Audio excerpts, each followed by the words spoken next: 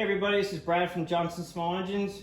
Today I'm going to show you how I install a transmission drive belt on a Sears Craftsman YT4000 tractor.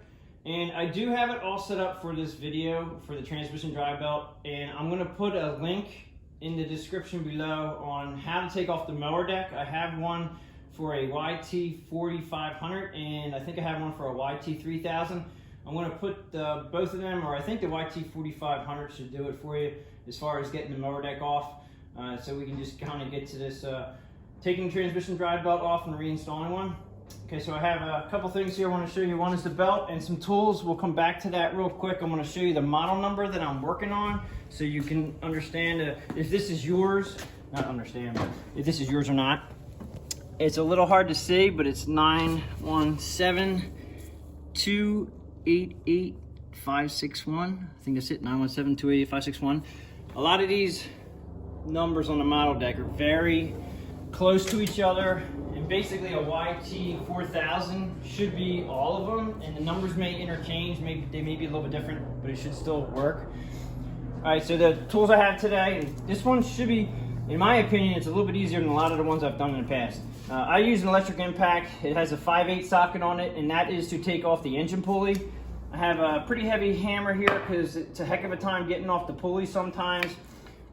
I have a pry bar with an angle end on it, and it's pretty important with the angle end. If you guys can buy these things at Harbor Freight anywhere. Just this is like a 2-footer, and the belt number for this one here. And as you can see, it's Husqvarna. Husqvarna actually made this tractor. Actually, a long time ago, it wasn't Husqvarna, but Husqvarna bought out the products. So now the part numbers have changed. So this part number is 532130969, and that is the OEM belt for this tractor. And I would definitely suggest using the OEM belts. They definitely hold up a lot better. First thing you want to do, I have it in a position where I can work on it, but we want to put the emergency brake on. And so you're going to push down and lock it in, which it already was. Let me just take it off just so you can see. But you just want to release the pressure from the belt by putting the emergency brake on. And then you can come under here. And this one here we're doing because it's supposedly, it's not moving. And I know it's not the transmission. And this belt is extremely long, so I'm hoping that this belt is going to be longer than the one we're putting on it, and that would be through years and years. And I think this has like 400 hours on it, so that's why we're putting a new belt on it.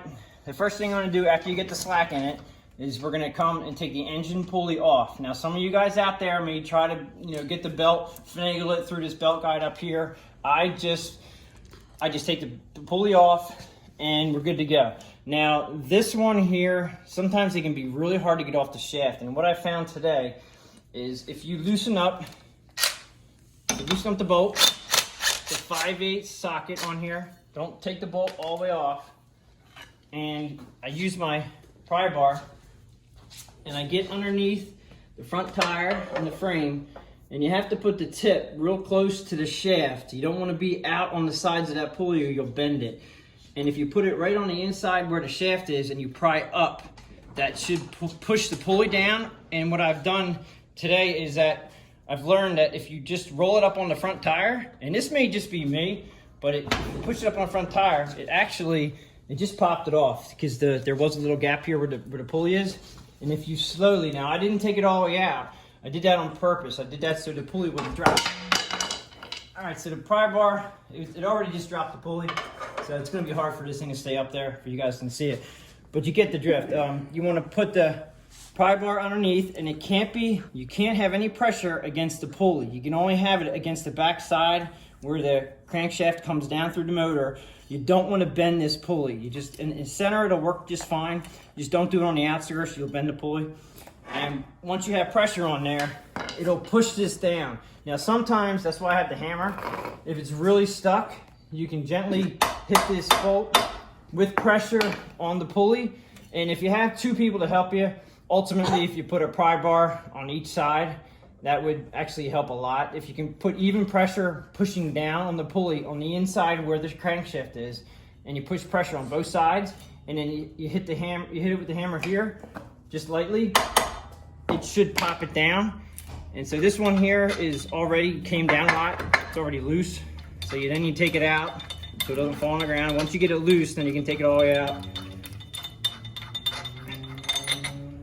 And you're gonna drop it down. And then you should be able to take the belt right off of there. Now I'm gonna show you that inside here, there is a keyway, and the keyway in the pulley goes to the keyway in the engine shaft, and it's right here. It doesn't look like my light's working on my camera, so I don't know if you guys will be able to see that or not, but there's a keyway in the shaft, and then the pulley will go back up into that shaft. We're gonna be back to this in a minute. All right, once this is off, then you wanna push the transmission drive belt through. The nice thing about this is we do not have to go around the steering, which is nice. Just pull it down. And then these have little fingers here that actually holds the belt. It's a belt guide finger, and you should be able to just pull this right out of there. These are very flimsy, and you can just pull the belt, should be able to pull the belt right out of there, just like that. Just remember where everything goes, and that's why I'm doing this video. Pull that one out of there. And this one here, this is a stationary guide, but I'm pretty sure we can sneak it by there. It shouldn't be too much of a problem. If you have to, you can always loosen this, and I might have to. It depends on, I don't want to pinch the belt real bad. And granted, this is the old belt, so it doesn't matter, but the new belt, all right, I just went from the back to up, and it came right off. Now, in the back here, it should just come out and around the transmission fan and the pulley. All right, be careful you don't break the fins on the fan. Just bring it out. Okay, so here's our belt. Now, I'm hoping that this belt, and I always tell everybody, make sure you put the new belt against the old belt, so you know you have the correct belt. And if it's a little bit off, that's okay, but if you're a couple inches off, then you know you got the wrong belt. Even a ½ inch will mess you up. All right, so I can already tell by pulling this tight that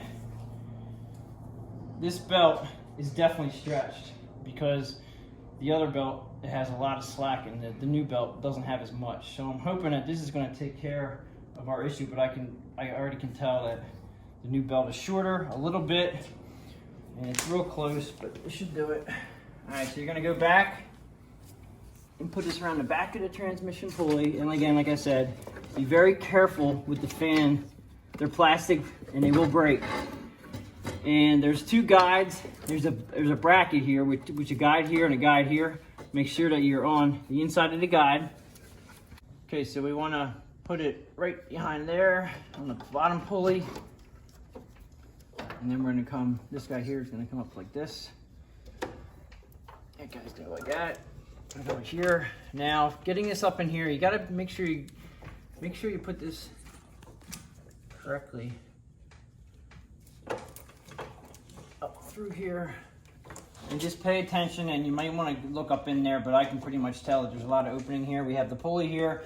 There's a gap right here. You put the pulley, and then I just put it right in front of the engine pulley, or the engine shaft right here. And then we have, now it's a good idea to put like a never seize compound on this, and you can even put it on the shaft, and that'll, if you ever have to do it again, it'll make it so much easier to come back off again. So never seize, I didn't have it with me.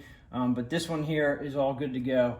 But definitely never seize is a great thing to use. And then you have to line up the keyway with the keyway on the engine.